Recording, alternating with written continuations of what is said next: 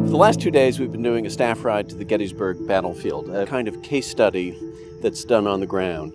This is completely interactive. Everybody has a role to play. We're all participants. These are all collective discussions. The idea here really is to study decision-making, and it's to put students in the position where they have to think about the decisions that someone else made as if they were that person, and to really kind of get inside their skins. I literally wrote the book on Union artillery, command structure, down. It's very easy as an historian to be quite critical of the decisions that people make because you know how it all turned out. What this technique does is it makes you get inside the decision-making before you see the consequences of it. And so you really live it, and the result is you're learning in a very different way. I'm Colonel Edward Porter Alexander.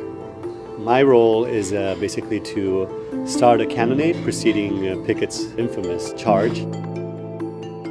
And most importantly, what I feel that I'm learning in these past 2 days is understanding that a decision in the moment cannot ever be as rational as when it is observed in hindsight.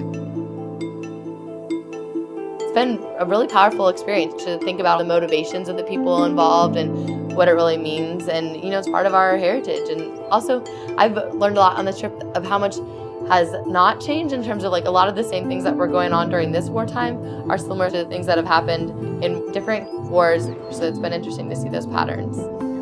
He didn't really know his corps commanders. Ewell, he didn't know. Ewell was still recovering, but it's still very important to listen to the troops. My students have gone on to all kinds of leadership positions, mainly in the civilian world, in government, in the business world, certainly in the military, in intelligence. And they come back and say this experience is the one that they really remember and cherish from SAIS because it got them thinking in ways that they never had before. And we never had an advantageous position to attack. You often read that so-and-so general did action X and it was a terrible mistake and it cost him the battle in the war. But what you often don't understand is why he did that. And when you go to the place where that decision was made, you see what the general saw at the time and sort of put yourself in that person's shoes. It's a lot easier to understand what happened and why.